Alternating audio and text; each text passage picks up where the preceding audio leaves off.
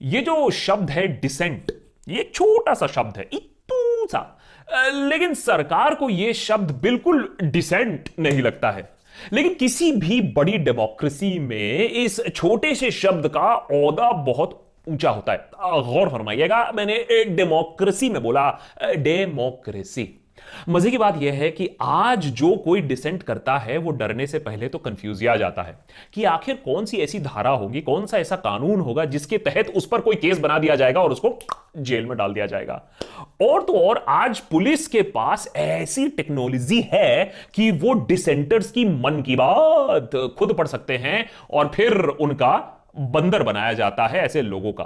बंदर कैसे, अभी बताता हूं। देखिए, गांधी जी थे, उनके 3 बंदर थे। हाँ, उनको वही छोड़ दो। आज है गोडसे का जमाना। आज के बंदर बोलते हैं डिसेंट ना देखो बिकॉज ऑल इज चंगा, यू सी।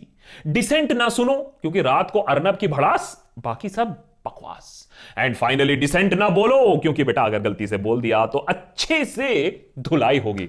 और ये 3 बंदरों को यानी हमें नचाते हैं 3 ऐसे स्पेशल कानून। एक कानून मौजूदा सरकार ने बनाया, एक दशकों पहले इनके पॉलिटिकल विरोधियों ने बनाया और एक तो सेंचुरी पहले अंग्रेजों ने बनाया था। डेफिनेशन अलग है इन 3 कानूनों की, बनाने वाले अलग हैं, लेकिन इंटेंट एक ही है।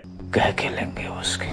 आज देशभक्त में हम बात करेंगे इन 3 अलौकिक कानूनों के बारे में जो हमारे सरकार को सुपर नेचुरल पावर दे देती हैं और सिटीजंस और डेमोक्रेसी का फिर ये कानून मिलके अच्छे से धुलाई करती हैं। नेता टाइप आधा काम मत करो, सब्सक्राइब के साथ साथ बेल आइकॉन भी दबाओ।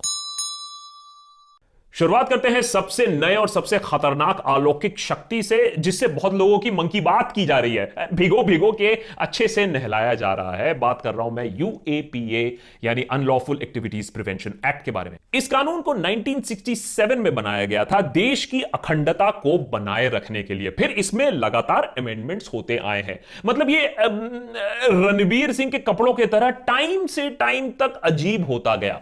लेकिन 2019 जुलाई में मौजूदा सरकार ने एक अमेंडमेंट इसमें किया जिससे सरकार को यह पावर मिला कि वो बिना ट्रायल किसी भी इंडिविजुअल को टेररिस्ट डिक्लेयर कर सकती है। कोई ट्रायल नहीं, कोई मीडिया ट्रायल भी नहीं, अरे कोई ट्विटर पर ट्रोलिंग भी नहीं, किसी को भी उठा दो और उस पर लगा दो यूएपीए। अरे जिस बंदे पर लगाया है ना चार्ज, उसको खुद ही नहीं मालूम है कि भैया उसका गुनाह क्या है या उसके अगेंस्ट सबूत क्या है। बस सीधा जेल में डाल दो और फिर वहां चक्की पीसिंग एंड पीसिंग। यूएपीए की पूरी परिभाषा बदल गई 2019 में और फिर वरावरा राव, शार्जिल इमाम, आनंद तेलतुंबड़े जैसे लोगों को यूएपीए के तहत अरेस्ट कर लिया गया। और कोरोना, लॉकडाउन, इसके बीच में भी ना ये डिटेंशन और अरेस्टिंग का सिलसिला रुका नहीं। वाह, क्या डिटर्मिनेशन है सरकार का। चाहे कोरोना में टेस्टिंग कम हो या ज्यादा, देशद्रोहियों की टेस्टिंग लगातार चलती रही पिछले 6 महीनों से। एक्टिविस्ट को एक एक करके जेल में बंद कर दिया गया। चाहे वो एक्टिविस्ट बच्चा हो या वो एक्टिविस्ट खुद ही एक बच्चे की मां बनने वाली हो, एक बार यूएपीए लग जाता है ना, निकलना बड़ा मुश्किल होता है। और अब तो हाल ही में उमर खालिद पर भी यूएपीए लगा दिया गया और उनको अरेस्ट कर लिया गया, जिसके बाद यूएपीए फिर से सुर्खियों में आ गया। उमर खालिद पर 6 मार्च को एफआईआर रजिस्टर हुई थी और उसके बाद आरोप लगाया गया था कि उमर खालिद ने लोगों को भड़काया था कि वो डोनाल्ड ट्रंप के भारत दौरे के दौरान सड़कों पर आ जाए। वही भारत दौरा जहां दीवारें बनाई गई थी ना झुग्गी झोपड़ियां छुपाने के लिए, तो इसको कैसे अलाउ कर देंगे। एक स्पीच दी थी उमर खालिद ने और उस स्पीच का 20 सेकंड निकालकर मीडिया ने खूब दबा दबा के चलाया था। लेकिन मीडिया छोड़िए, दिल्ली पुलिस ने 11 लाख पन्नों का एविडेंस फाइल किया है उमर के गुनाहों को लेकर। 11 लाख पन्ने, समझे। अनएम्प्लॉयमेंट, इकोनॉमी, कोरोना डेथ है, उसका डेटा 0 हो सकता है, लेकिन उमर खालिद का यूएपीए डेटा है 11 लाख पन्नों का। कोरोना से भी ज्यादा तेज है ये यूएपीए, वेरी डेंजरस। इसका कोई वैक्सीन नहीं है। उमर खालिद खुद भी अगर अपनी चार्जशीट आज पढ़ने बैठ जाएं तो उनकी पूरी लाइफ निकल जाएगी, लेकिन शायद वो अपना चार्जशीट पढ़ना खत्म नहीं कर पाएंगे।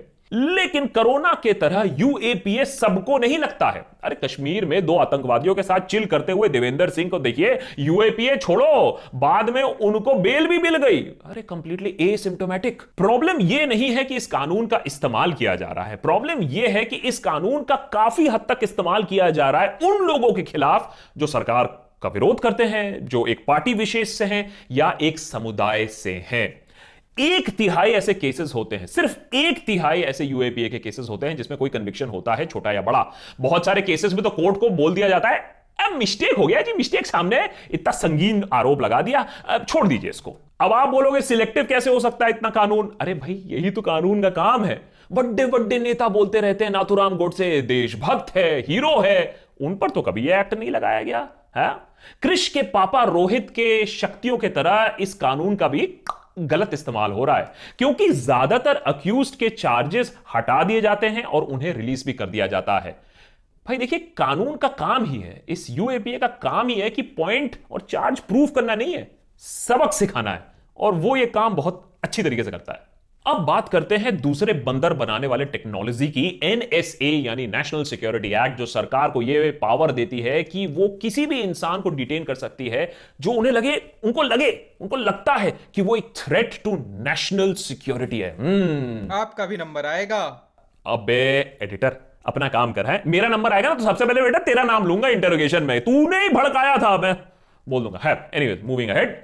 सेंट्रल गवर्नमेंट और जो स्टेट गवर्नमेंट है दोनों ही इस पावर का इस्तेमाल कर सकती है और गलत इस्तेमाल भी कर सकती है। अब आप समझ लीजिए कौन सा वाला इस्तेमाल होता है। इस कानून की नींव 200 साल पहले 1818 में रखी गई थी और उसके बाद इस कानून को तरह तरह के नाम दिए गए हैं। फिर देश आजाद हुआ, नाम बदलते रहे, कभी यह कानून चला गया, कभी यह कानून वापस आया, फिर चला गया, फिर वापस आया। अरे इतनी बार तो मिहिर भी नहीं मरा होगा जितनी बार यह कानून मरा और वापस आया।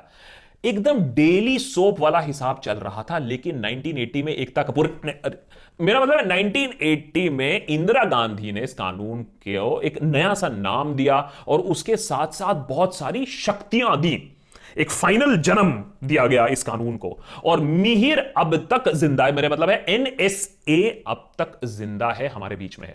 एनएसए एक स्टार किड की तरह है, अक्सर खबर में आ जाता है, गलत वजहों की वजह से जनरली खबर में आता है, और उसमें कोई सेंस ऑफ मैच्योरिटी नहीं आई है, बचकानी हरकतें और ज्यादा बढ़ती गई हैं।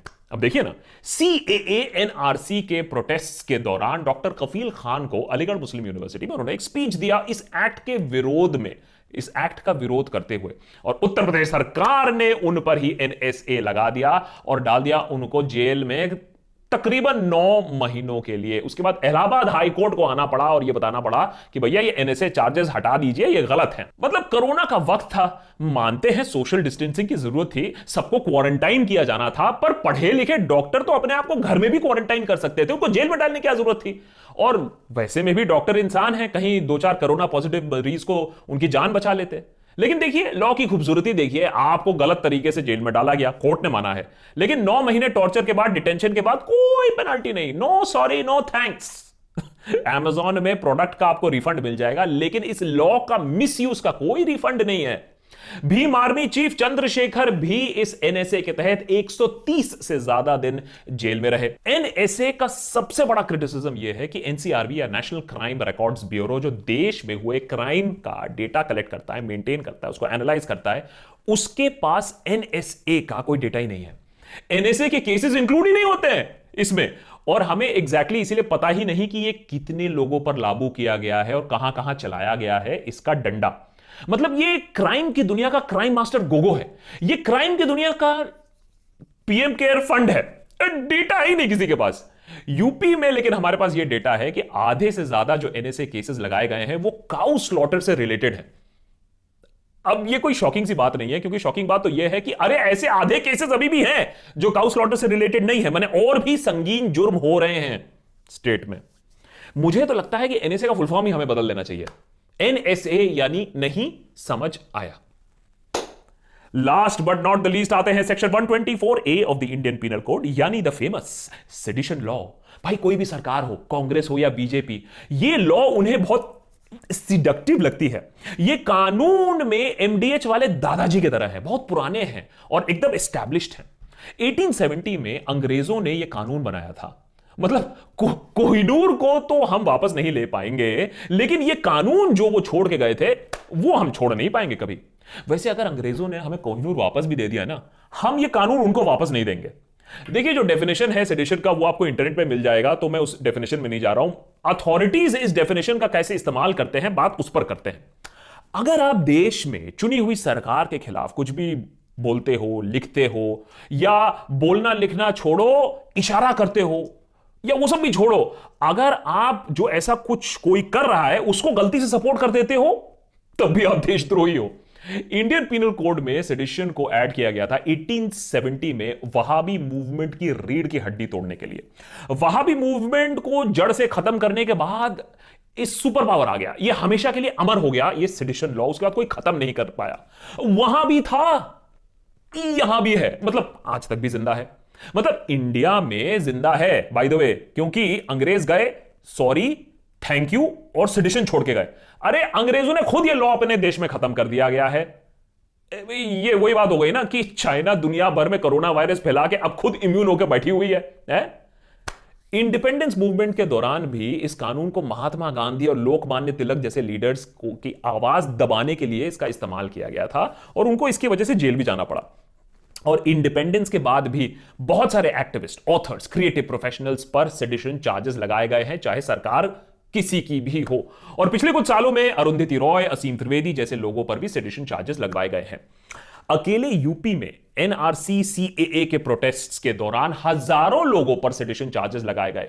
पिछले 2 सालों में झारखंड में 10,000 से ज्यादा किसानों पर सेडिशन चार्जेस लगाए गए हैं, जो बेचारे अपने जमीन के राइट्स के लिए लड़ रहे थे, वहां होते फर्जी डेवलपमेंट प्रोजेक्ट्स के खिलाफ आवाज उठा रहे थे। सेडिशन लॉ सबसे ज्यादा चर्चा में आया 2016 में जेएनयू स्टूडेंट्स के प्रोटेस्ट के दौरान। और अगर जेएनयू वाले मुद्दे पर हम बात करें तो शायद हम पर ही सेडिशन चार्ज हो जाए, इसीलिए हम जेएनयू को साइड में रख देते हैं। पर थोड़ा डेटा आपको जरूर हम देना चाहेंगे। सरकार नहीं देती, लेकिन हम देंगे आपको डेटा। तो सवाल 2016 से 18 के बीच में 332 लोगों पर सेडिशन चार्जेस लगाए गए। उनमें से सिर्फ 7 कन्विक्टेड हुए, 7, यानी कोरोना की मोर्टेलिटी रेट से बहुत ज्यादा कम। और कांग्रेस ने 2019 के इलेक्शन मैनिफेस्टो में लिखा था कि सेडिशन लॉ को वो अबॉलिश कर देंगे। जब 70 साल से और 2004 से 2014 के बीच में उनकी सरकार थी, तो बड़े मजे से सेडिशन कानून का इस्तेमाल करते थे। 2012-2013 में कुडांकुलम न्यूक्लियर पावर प्लांट में तमिलनाडु में जो प्रोटेस्ट हुए थे, उसमें 23,000 लोगों को टेम्पररी कस्टडी में लिया गया था और करीबन 9,000 लोगों पर सेडिशन चार्जेस लगाए गए थे। क्या लॉन्ग लाइफ है इस लॉ की, अजीब गरीब लॉ है ये। इंडिपेंडेंस पर भी नहीं हटा, 70 साल उसके बाद नहीं मरा, और अब तो हमें आजीवन कारावास में डालने के लिए फिर से एक नए पावर और नई शक्ति के साथ आ गया है। देखिए, पॉलिटिक्स में एक पुरानी कहावत है, power corrupts absolute, power corrupts absolutely. ये जो लॉज हैं जो हमें बंदर बना रहे हैं ना, ये एब्सोल्यूट पावर्स देते हैं देश के सरकार को। ये powers by the way important भी हैं देश को टूटने से बचाने के लिए, टेररिस्ट को रोकने के लिए, लेकिन इसका इस्तेमाल पॉलिटिकल ऑपोजिशन को दबाने के लिए हो रहा है बेरोक टोक। और इस पर रोक लगाने का काम होता है या तो ऑपोजिशन का होता है, या तो कोर्ट्स का होता है, या तो मीडिया का होता है। अब वो क्या कर रही हैं वो तो आपको और हमको दिख ही रहा है। तो चलिए हम भी बंदरों की तरह नाचते हैं।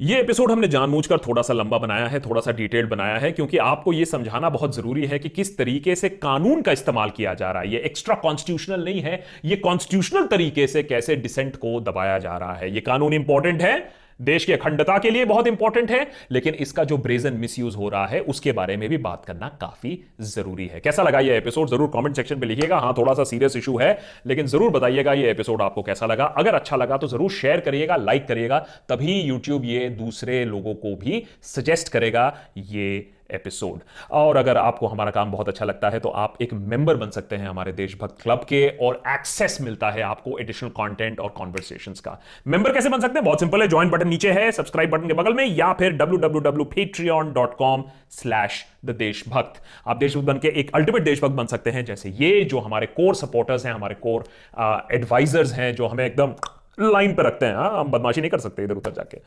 Thank you so much for watching, more episodes coming up.